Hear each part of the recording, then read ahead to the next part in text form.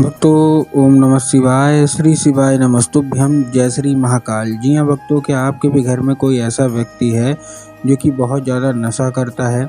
उसके नशे से आप लोग बहुत ज़्यादा परेशान हैं। आपको समझ में नहीं आ रहा कि आखिरकार हमारे घर के जो व्यक्ति है इतना ज़्यादा नशा क्यों करता है। वो इतना ज़्यादा नशा करता है कि आपको समझ में नहीं आता कि आखिर क्या करें कि उसका जो नशा है वो हमेशा हमेशा के लिए समाप्त हो जाए। तो आपको परेशान होने की कोई भी आवश्यकता नहीं है। आज जो मैं आपको उपाय बताने वाला हूँ, बस उसको आपको ध्यान से सुन के अच्छे से कर लेना है। तो अवश्य रूप से आपके घर का जो कोई भी व्यक्ति है जो कि बहुत ज़्यादा नशा करता है ना, अवश्य रूप से वो नशा करना छोड़ देगा। क्या करना है, कैसे करना है, पूरा आपको मैं बताऊँगा, अच्छे तरीके से आपको समझाऊँगा। तो बस उपाय ध्यान से सुन के अच्छे से करिएगा ज़रूर। और अगर आपने आज का ये उपाय ध्यान से सुन के और अच्छे तरीके से कर लिया तो अवश्य रूप से आपके घर का जो कोई भी व्यक्ति है ना, वो अवश्य रूप से नशा छोड़ेगा ही छोड़ेगा। चाहे वो आपका पति हो, चाहे वो आपका बेटा हो, चाहे भाई हो, भतीजा हो, कोई भी हो, सारा का सारा जो नशा है ना अवश्य रूप से समाप्त तो होगा ही होगा। देखिए, आपको भी पता है कि जो पूज्य गुरुदेव की जो कथा होती है उसमें लाखों की भीड़ आती है। कैसे भीड़ आती है? लाखों की भीड़ आती है। और जब गुरुदेव की कथा में लाखों की भीड़ आती है तो वहाँ जो भक्त होते हैं वो क्या करते हैं, पत्र के द्वारा अपनी इच्छा, अपनी मनोकामना गुरुदेव तक पहुँचाते हैं। तो अभी गुरुदेव की कथा चल रही थी, आज से 4 से 5 महीना पहले की बात है। गुरुदेव की कथा चल रही थी और जब गुरुदेव की कथा चल रही थी तो वहाँ ज़्यादातर जो भक्त आए ना, उन्होंने क्या किया, पत्र के द्वारा अपनी इच्छा, अपनी मनोकामना जो है वो पत्र के द्वारा अपनी इच्छा मनोकामना गुरुदेव तक पहुँचाई। अब जब गुरुदेव के पास पत्र पहुँचा और गुरुदेव ने पत्र पढ़ा तो वहाँ गुरुदेव ने देखा कि ज़्यादातर जो भक्त हैं उनकी क्या है, केवल और केवल एक ही इच्छा, एक ही मनोकामना है। क्या कि गुरुदेव, हमारे घर का एक व्यक्ति है, किसी का पति नशा करता है, किसी का बेटा नशा करता है, किसी का भाई नशा करता है, तरह तरह के अलग अलग लोग जो है नशा करते हैं। तो वही पूछ रहे थे गुरुदेव, हमारे घर का एक व्यक्ति है, बहुत ही ज़्यादा नशा करता है, इसका जो नशा है वो छूटने का नाम ही नहीं ले रहा और हमारे भी समझ में नहीं आ रहा कि आखिर क्या करें ताकि इसका जो नशा है वो हमेशा हमेशा के लिए समाप्त हो जाए। हमने क्या कुछ नहीं किया, बहुत ज़्यादा डॉक्टरों को दिखाया, बहुत ज़्यादा इसकी दवाई करवाई, बहुत ज़्यादा हर एक चीज़ करवाई कि इसका जो नशा है वो छूटे, लेकिन फिर भी जो नशा है ना वो छूटने का नाम ही नहीं ले रहा। हमको कृपया करके कोई मार्गदर्शन दें। अब जब गुरुदेव ने ये देखा तब गुरुदेव ने 2 से 3 उपाय बताए और कहा, केवल और केवल ये उपाय कर लेना, तुम्हारे घर का जो कोई भी व्यक्ति है, जो कोई भी सदस्य है, जिसका भी जो नशा है वो अगर नहीं छूट रहा तो अवश्य रूप से उसका जो नशा है वो छूटेगा ही छूटेगा। अब जब गुरुदेव ने उपाय बताया तो लोगों ने जा जाके इस उपाय को घर में करना शुरू कर दिया। और जैसे ही लोगों ने जा जाके इस उपाय को घर में करना शुरू कर दिया, वही लोग गुरुदेव की कथा में मात्र 1 से 1.5 महीने के बाद वापस आए। अब जब वही लोग गुरुदेव की कथा में वापस आए तो उन्होंने क्या किया, फिर से एक बार गुरुदेव को पत्र लिखा।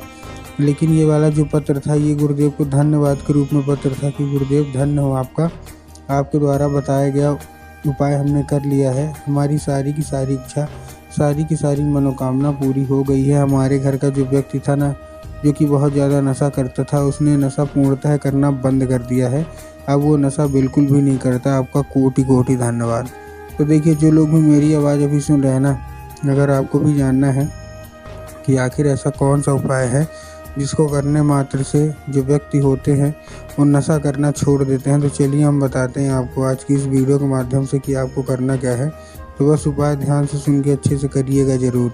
लेकिन उसके पहले चैनल पर अगर पहली बार आए हैं और आवाज़ मेरी पहली बार सुन रहे हैं तो वीडियो कर दें लाइक और चैनल को कर लें सब्सक्राइब, ताकि पूजनीय पंडित प्रदीप जी मिश्रा के रोज़ नए नए उपाय जो कि मैं उनकी कथा से सुनता हूँ, श्रवण करता हूँ, सबसे पहले मैं आपको प्राप्त करा सकूँ। ठीक, तो देखिए, जो हमारा सबसे पहला उपाय है वो 3 काली मिर्च और 1 धतूरे का उपाय है। इस उपाय में आपको करना क्या है, 3 काली मिर्च लेना और 1 धतूरा लेना है। अब देखिए, काली मिर्च और काली तिल में ना बहुत सारे लोग कंफ्यूज होते हैं कि काली मिर्च क्या है, काली तिल क्या है, हमको थोड़ा साफ साफ बताइए। तब गुरुदेव ने साफ साफ बताया है कि आपको काली मिर्च ही लेना है। ठीक, साथ में आपको 1 धतूरा भी ले लेना है। ये सब लेने के बाद आपको और क्या करना है, जैसे आपने धतूरा ले लिया, धतूरा लेने के बाद आपको क्या करना है, उसी व्यक्ति को दे देना है जो कि बहुत ज़्यादा नशा करता है और उसको भेज देना है कहाँ, सीधा सीधा शिव मंदिर। अब जैसे आप शिव मंदिर पहुँचेंगे, मतलब भेजेंगे उसको बोलिएगा कि दक्षिण दिशा में खड़ा हो जाए और उत्तर की ओर चेहरा कर ले। अब देखिए, दक्षिण और उत्तर में ना बहुत सारे लोग कंफ्यूज होते हैं कि दक्षिण क्या है, उत्तर क्या है। हमको थोड़ा साफ साफ बताओ। तब गुरुदेव ने साफ साफ बताया है कि आप जिस भी शिव मंदिर जा रहे हो ना, उस शिव मंदिर के जिधर साइड जलाधारी होगा, आपको अपना चेहरा उधर साइड करके खड़े हो जाना है। ठीक, खड़े हो गए। अब खड़े होने के बाद आपको क्या करना है, एक नाम लेके, कौन सा, महादेव का बहुत ही सुंदर सा नाम है श्रम्भेश्वर महादेव। तो आपको करना क्या है, आपको श्रम्भेश्वर महादेव का नाम लेके और उन्हीं का स्मरण करके आपको चुपचाप से क्या कर देना है, आपको अर्पित कर देना है बस।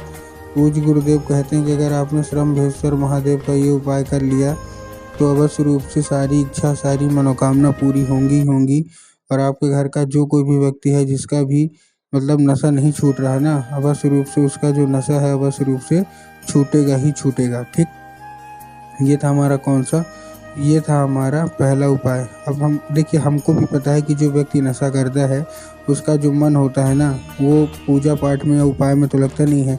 तो जितनी भी महिलाएं हैं वो अपने पति का नशा या कैसे छुड़वाएंगी, चलिए हम उसके बारे में अब बात कर लेते हैं। तो देखिए, इस उपाय में आपको करना क्या है, सबसे पहला मैं आपको बताना चाहूँगा कि इस उपाय में आपको करना क्या है। इस उपाय में सबसे पहले आपको लेना है 1 लोटा जल। 1 लोटा जल के साथ 3 बेलपत्र और 2 से 3 बूंद गंगा जल। फिर से बता रहा हूँ, ध्यान समझ जाइएगा कि आपको करना क्या है, और एक बार समझ जाएंगे तो सब बनने लगेगा। इस उपाय में क्या लेना है, 1 लोटा जल, 2 से 3 बूंद गंगा जल लेना है और 3 बेलपत्र लेना है। अब 1 लोटा जो जल है वो तांबे के लोटे में जल होना चाहिए, पहली चीज़ आपको ये ध्यान रखना है। दूसरी चीज़ आपको ध्यान रखना है कि जो जल है वो आपके घर का होना चाहिए। बहुत सारे लोग स्टील के लोटे में जल ले लेते हैं, पहली गलती करते हैं। और दूसरी गलती ये करते हैं कि वो जल है ना, वो क्या करते हैं, अपने घर से नहीं मंदिर परिसर से जाके जल लेते हैं। तो ये भी एक गलती ही है। ठीक, तो इससे भी आपको बचना है। ठीक, ये ले लिया, साथ में 2 से 3 बूंद गंगा जल ले लीजिए। गंगा जल लेने के बाद आपको और क्या करना है, जैसे आपने गंगा जल लिया, गंगा जल लेने के बाद आपको और क्या करना है, सिंपल सा आपको लेना क्या है, आपको लेना है 3 बेलपत्र। अब देखिए, जब आप बेलपत्र लेंगे तब आपको ध्यान रखना है कि जो बेलपत्र है वो कहीं से भी कटा फटा या खंडित नहीं होना चाहिए। बहुत सारे लोग तो क्या करते हैं, एक पत्ती को ही बेलपत्र मान लेते हैं, जो कि पूर्णतः गलत है। आपको भी पता है कि एक पत्ती का तो कोई बेलपत्र होता नहीं है, 3 पत्ती मिलके जो बेलपत्र बनती है ना, वही बेलपत्र आपको लेना है। ठीक, तो आपने बेलपत्र ले लिया।